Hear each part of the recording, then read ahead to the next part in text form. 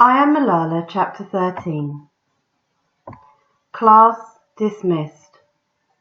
Ever since I'd started doing interviews, people in Mingora sometimes came up to me and told me I had done well. But many of my mother's friends were scandalised that I had shown my face on TV. Some even said she would go to hell for not raising me better. And although my mother never said anything to me, I knew she would probably have preferred that I had worn a veil. But even if my mother disagreed with my choice, and even if her friends criticised her, she stood behind me.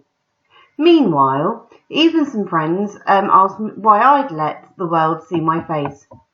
Fazula's men wear masks, I said, because they are criminals. But I have nothing to hide, and I have done nothing wrong. I'm proud to be a voice speaking out for girls' education and proud to show my identity. A madman was about to kick more than 50,000 girls out of a school in a matter of days, and all people seemed to want to talk about was whether I should have worn a veil. Meanwhile, my brother Kushel was saying that for once he wished he were a girl so he didn't have to go to school. I wondered sometimes if the world had turned upside down. My mother and father liked to watch my interviews, but I usually ran out of room when they came on TV.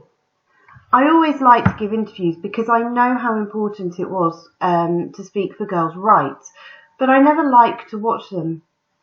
I don't know why. It was fine for the whole world to see me. I just didn't want to see myself. And I suppose I have to admit that I'm a lot like all those people who were so preoccupied with my appearance. I suddenly noticed all sorts of things about my looks, things that had never much bothered me before. My skin was too dark, my eyebrows were too thick, one of my eyes was smaller than the other, and I hated the little moles that dotted my cheek. A couple of days before the official school closing, my father was going to Peshawar to meet the video journalist for the New York Times, and I went with him. They had invited my father to ask if they could follow him on the last day of school, but at the end of the meeting, one of them turned to me and asked, "What would you do if there comes a day when you can't go back to your valley and school?" Because I was both stubborn and full of hope, I replied, "That will not happen." He insisted it might, and I started to weep. I think it was then that they decided to focus their documentary on me as well. The morning of our last day at school, a two-man camera crew appeared at our house. I was still sleeping when they arrived. They told my father they were there to document my day, from start to finish. He was surprised. He had agreed to cameras in his school, not in his home. I heard him trying to talk to the reporter out of the idea. Eventually he gave in, and the filming began. "They cannot stop me. I will get my education," I told the cameraman, "if it is in home, school, or any place. This is our request to the world. Save our school, save our Pakistan, save our SWAT." I sounded hopeful, but in my heart I was worried. As my father looked at me, smiling uncomfortably, with a mixture of pride and sadness for his daughter, I pictured myself stuck at home, reading whatever books I could find until I ran out of books. I was 11 years old. Was my schooling really going to end now? Was I going to end up like a girl who quit school to cook and clean? What I didn't know was that my words would reach many ears, some in distant parts of the world, some right in SWAT, in Taliban strongholds. Later, as my friends and I passed through the school gate and the video camera recorded our every move, it felt as if we were going to a funeral. Our dreams were dying. 2/3 of the students stayed home that day, even though we'd all vowed to be there for the last day. Then one of the girls burst through the door. Her father and brothers had forbidden her from going to school, but as soon as they left for the day, she snuck out.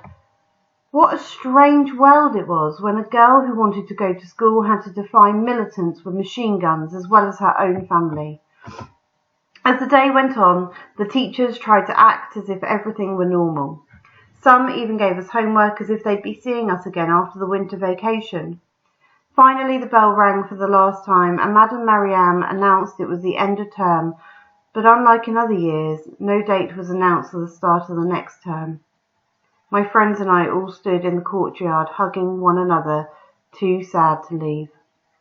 Then we all made a decision. We would make our last day our best. We stayed late just to make it last as long as possible. We went over to the elementary school building where we all started as children and played games we'd played when we were little. Mango, hopscotch, Papa Patchouli. We played silly games, sang nonsense rhymes, and pretended, at least for those few hours, there was no Taliban. Unfortunately, on that day Maniba was not talking to me because we'd had a fight a few days earlier. When I got home I cried and cried. My mother cried too. But when my father came home, he said, "Don't worry, Jannie, you will go to school." But he was worried.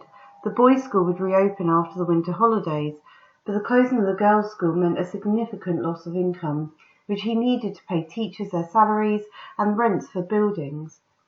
As usual, many of the families were behind in their tuition payments, and others had stopped paying when Fazula issued his edict. My father had spent the last few days before the holiday trying to find a way to pay the rents, the utility bills, and the teacher's salary. That night, the air was full of artillery fire, and I woke up 3 times. The next morning, my family and I talked half-heartedly about leaving SWAT or about sending me to boarding school far away. But as my father said, SWAT was our home. We would stand by her in this time of trouble.